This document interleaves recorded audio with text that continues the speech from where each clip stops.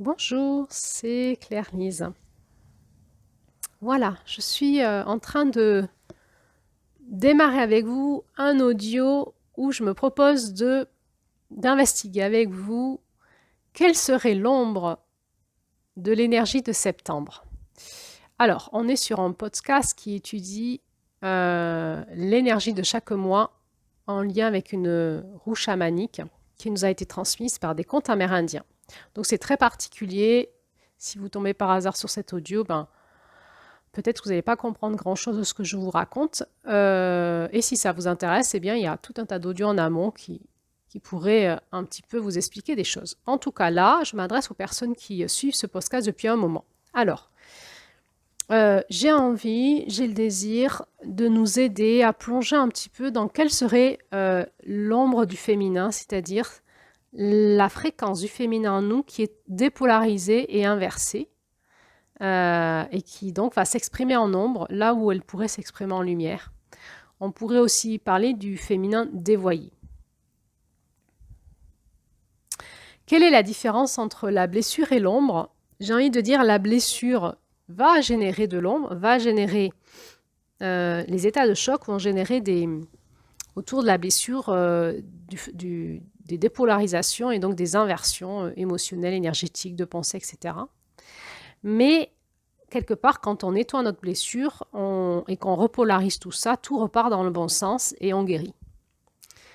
La notion de l'ombre, c'est quelque part une volonté de ne pas guérir et de rester dans ces fréquences inversées.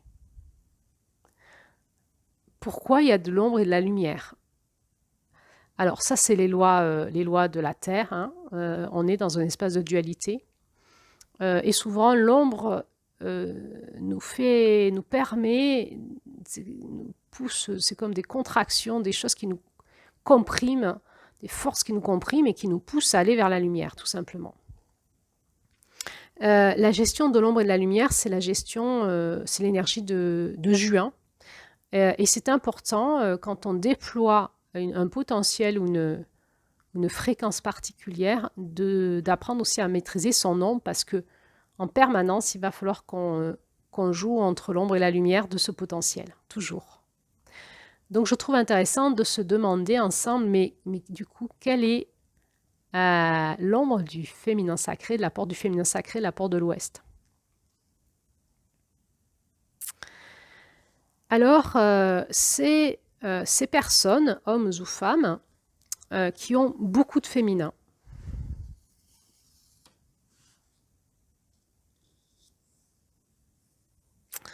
Et qui ont de la difficulté à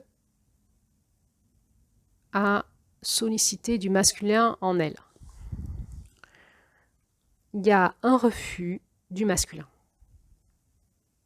Du coup, c'est un féminin seul qui refuse son masculin, qui va faire comme un coup d'état dans l'énergie et qui va se masculiniser, mais de la mauvaise façon. C'est un féminin qui va alors soit se masculiniser, donc on va retrouver des femmes ou des hommes avec un féminin fort, donc une hypersensibilité aux choses, une intuition forte, une connexion au cosmos, aux énergies de la Terre, à l'énergétique. Des personnes peut-être un peu borderline, un peu neuroatypiques, comme ça, avec cette forte sensation de porosité, des très fortes intuitions, perception de tous les plans, de toutes les fréquences. Et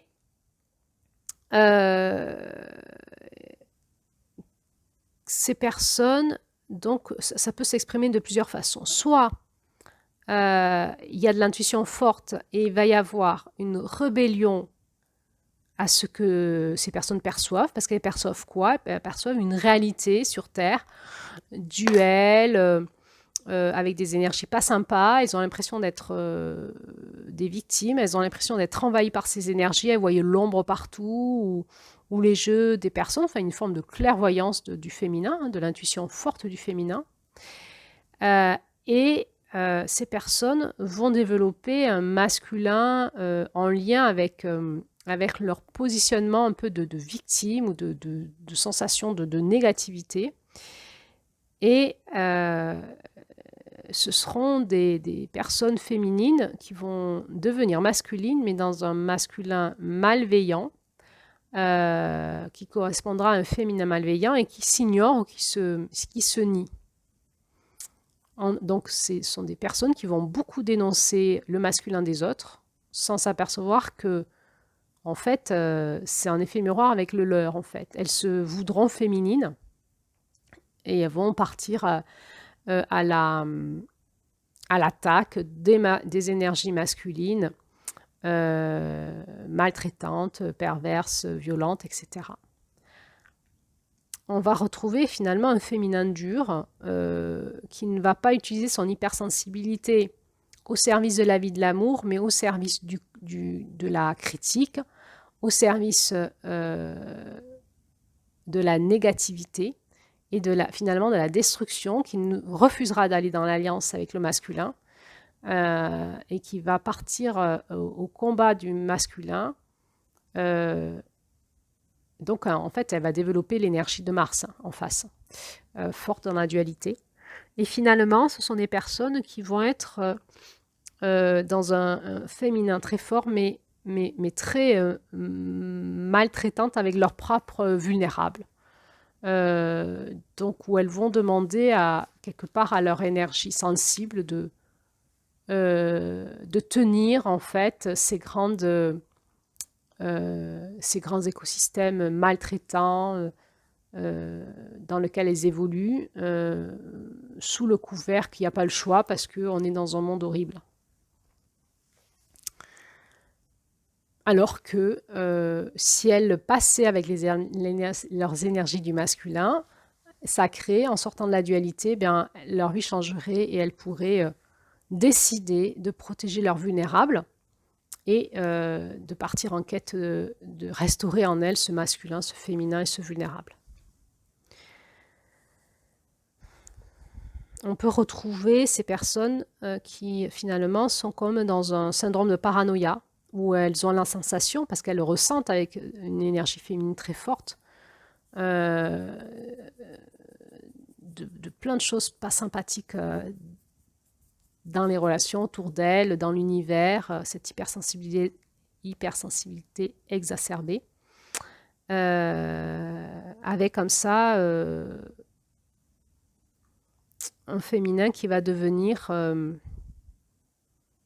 qui va chercher, voir le mal partout, le critiquer, l'avertir, une espèce de prophétesse de l'ombre.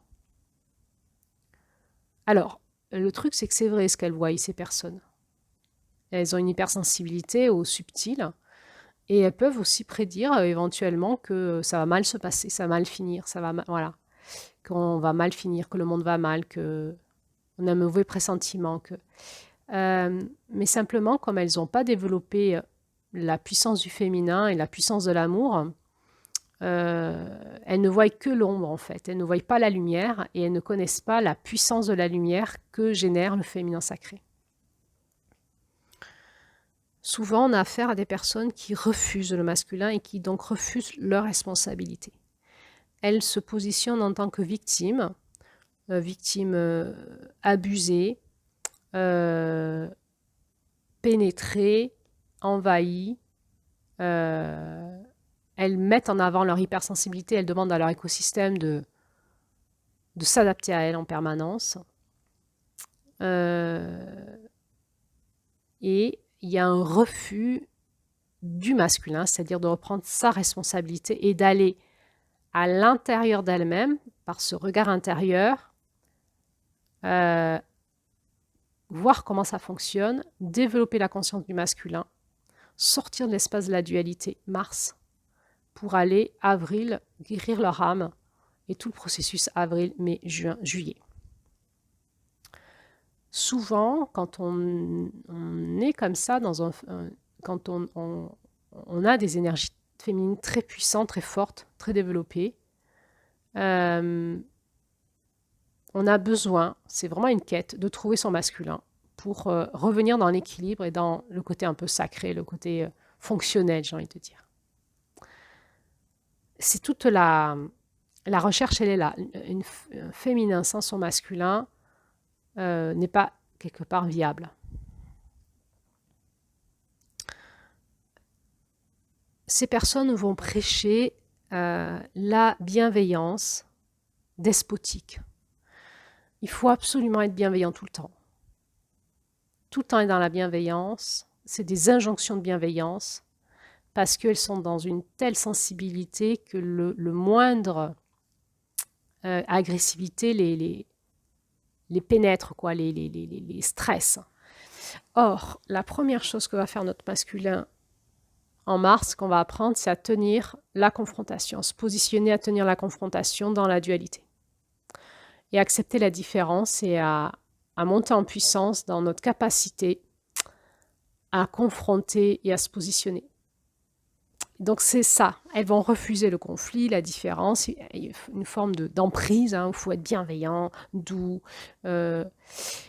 et en fait elles deviennent manipulatrices, et en fait elles deviennent hyper malveillantes avec leur bienveillance despotique.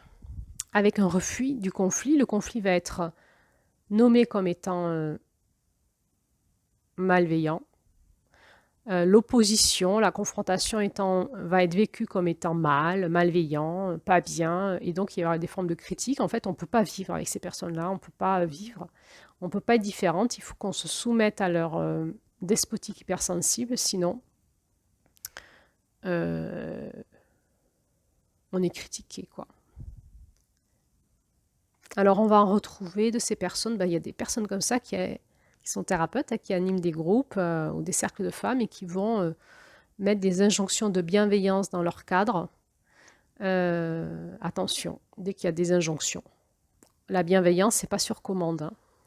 Alors, on pourrait leur retourner de bien veiller à ce qu'elles sont en train de vivre à l'intérieur et de ce qu'elles sont en train d'imposer à l'extérieur.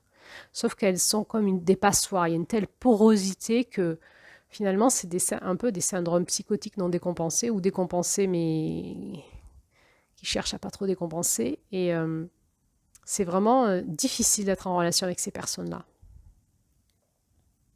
Difficile de les avoir dans notre cercle d'amitié, dans nos familles, en couple, et aussi en tant que...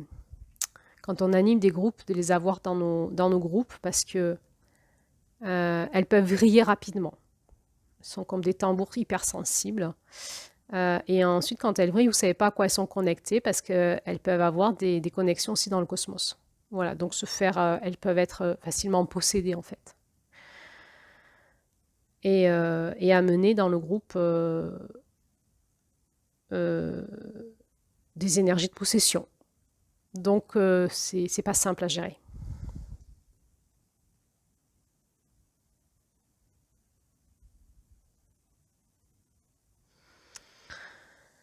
On peut les avoir en tant que maman, en tant que tati, grand-mère. C'est des personnes qui vrillent facilement, qui ont